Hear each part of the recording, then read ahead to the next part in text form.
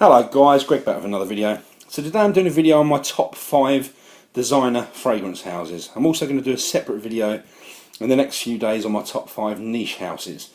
So what I'm going to do for the purposes of this video is just show you a few bottles from each house, kind of the bottles that are the reason why I like each house so much. So let's dive straight into it. The house at number 5 is the house that you can see the bottles in front of you, and that is Thierry Mugler. Now, I enjoy a lot of fragrances from this house, but there are 3 in particular that stand out, and those are the 3 that you can see here. So, first up, we've got the one where it all began really in terms of men's fragrances for the house, and that is Amen or Angel Men. And it's a polarising fragrance, and it's actually one that I used to despise.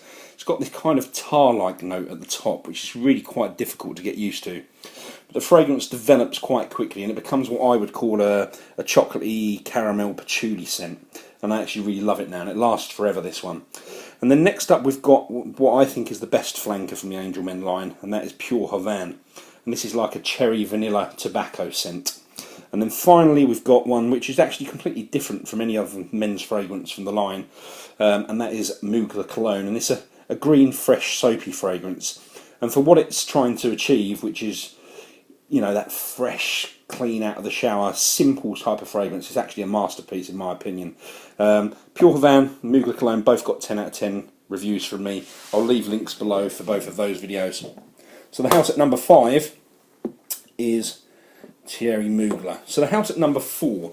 Now this house is really here because of its former glories. It's a house that hasn't had any really decent men's releases for almost 10 years, but the fragrances that came before were so fantastic that this house is really still quite close to my heart.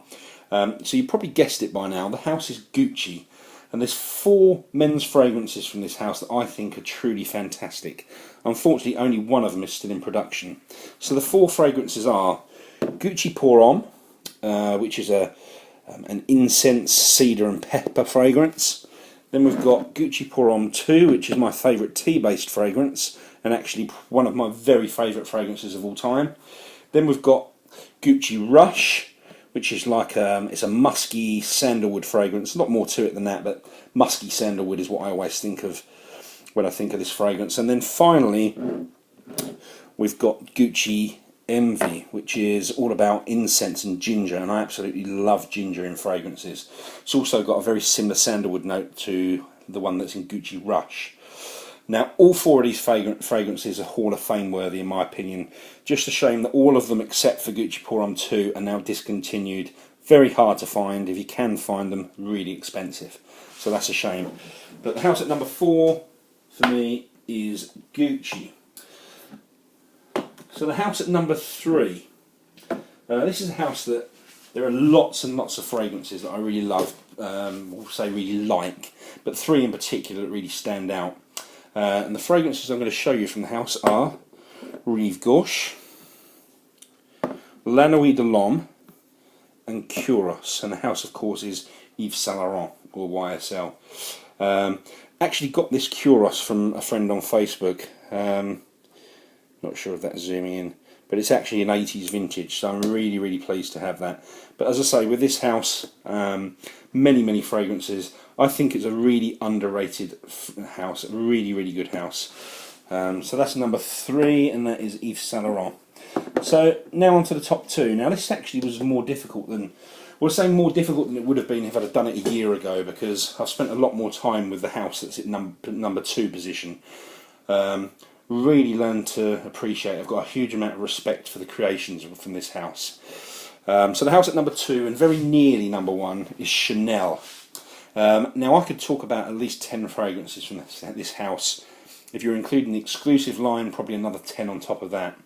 But my favourites from the designer line are Egoiste, pretty much all of the Allure line, but I'm showing Allure Homme Edition Blanche, the timeless, mature, classic Pour Monsieur, and then one that will probably surprise you guys because it's the most famous female fragrance in the world, Chanel number 5. I've actually been wearing this one for the past couple of months, something I never thought I'd wear, but it's funny how tastes change, and I'm loving wearing that, really enjoying it.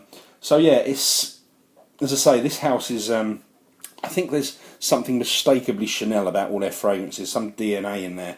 And the creativity in their fragrances is just a cut above pretty much all designer houses and most niche houses, to be perfectly honest. So the house at number 2 is Chanel.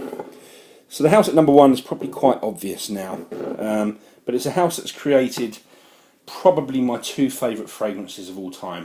And the house is Dior, and the 2 fragrances that I'm referring to are the amazing Dior Fahrenheit, the amazing Dior Homme. And also I could list so many fragrances from this house, but they've brought us timeless classics like Eau Sauvage. This is actually the fresher Cure version. And then fragrances like Hypnotic Poison, just to name a couple. This is a fragrance marketed for women, but I wear it. I think it's very unisex. So yeah, I mean, a fantastic house. It's a shame for me that the last couple of men's releases have been kind of mainstream, lowest common denominator fragrances, in my opinion. But the creativity in fragrances like Fahrenheit and the iris dominant Dior Homme that's got that makeup bag type of smell, lipstick smell that people talk about, I think it has to be admired, the creativity in these fragrances. And it's, if not my favourite house of all time, certainly my favourite designer house. So there you go, guys. That is my top 5 designer fragrance houses. I'd love to hear from you guys with what your favourites are. As I said, I will post up a video of my top 5 niche houses very soon, and I'll leave a link below in this video description for any of the fragrances that I've discussed in this video that I've reviewed. So thanks for watching. Please give a thumbs up, please comment. If you're not subscribed, please just take the time to do that and be much appreciated. And I'll see you all very soon with another video. Cheers, guys.